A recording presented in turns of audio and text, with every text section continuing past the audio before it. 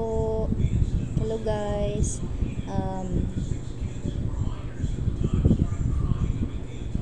Ito po ay isang 18 karat. Share ko lang po sa inyo yung experience ko po sa pagpa-appraise ko ng alahas ko na ito. Ito po ay nabili ko ng 10% discount sa Palawan Pawn Shop po. Ang tag price po nito ay 4,100.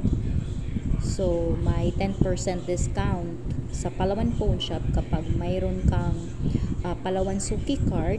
So, ito ay nagiging 3,690 po.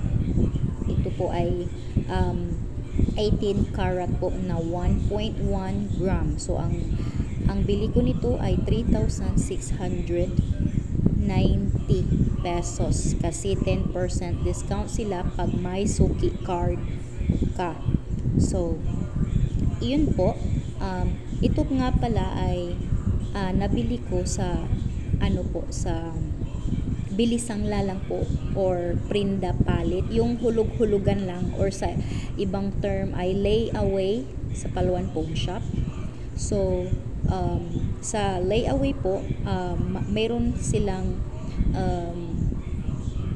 ano bang tawag doon? Down payment ng certain amount.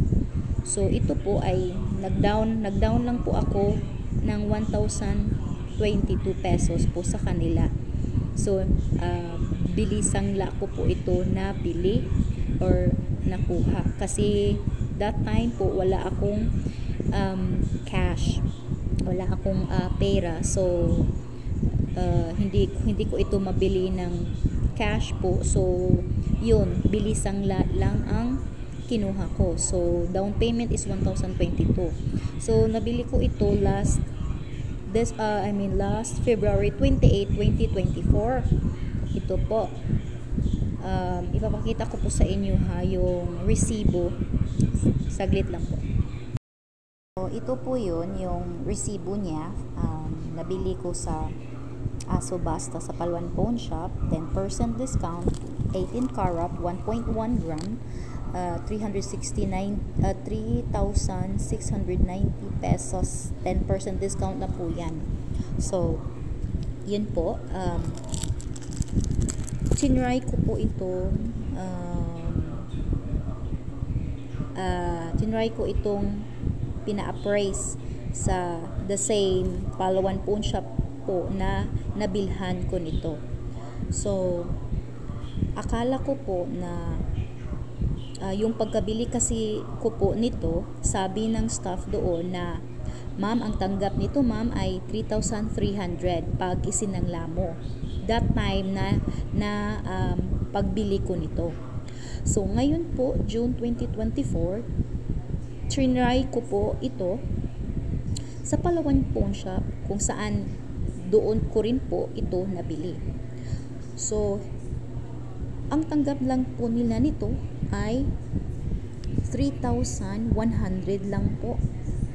Opo, 3,100 lang po. Nagtaka ako bakit 3,100 lang. Nabili ko nito last February 28, 2024 at sabi ng staff doon ng pinagbilhan ko 3,300 po ang tanggap pag isinangla. Bakit ngayon po June 2024, ba't ang tanggap nila ay 3,100 lang? So, ewan ko kung bakit mababa yung tanggap nila nito. 3,100 lang, akala ko 3,300. So, kinompute ko po ito.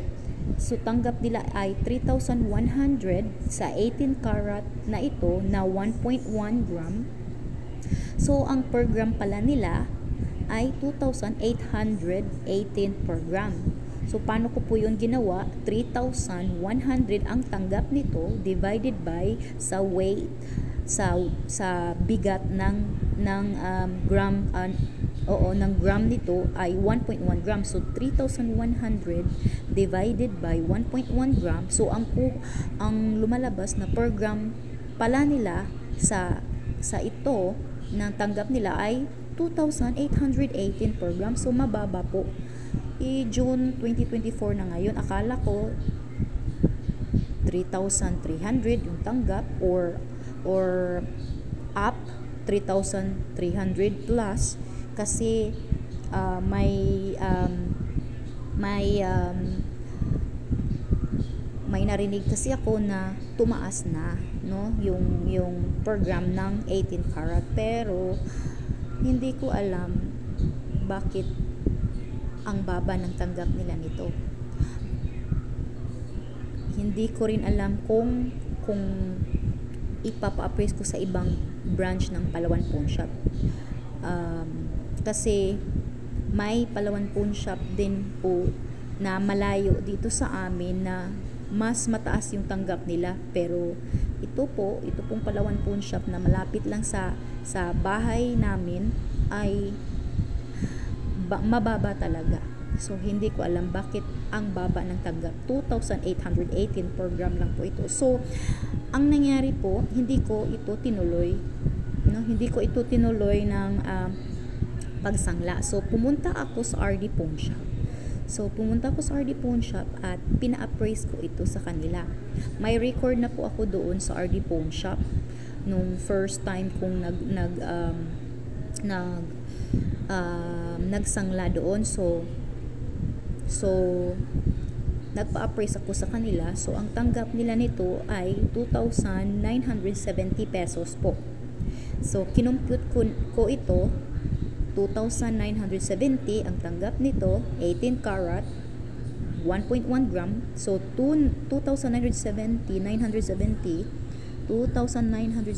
divided by 1.1 gram. So ang per gram pala ng RD Pawn Shop ay 2,700 per gram po.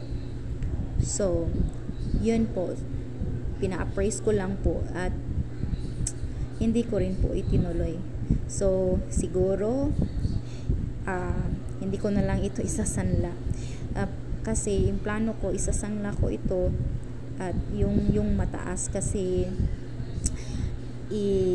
gagamitin ko yung pera para sa pambayad ng bills. So but ang liit, ang baba ng tanggap. So yun lang po, nag-share lang po ako ng experience ko po sa nabili kong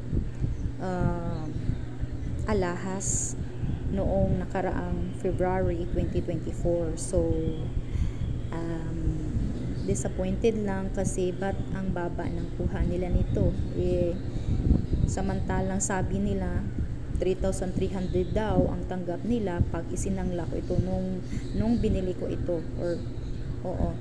So yun lang po yung masasabi ko sa inyo, na try lang nyo ng ibang pawn shop, baka mataas yung tanggap nila.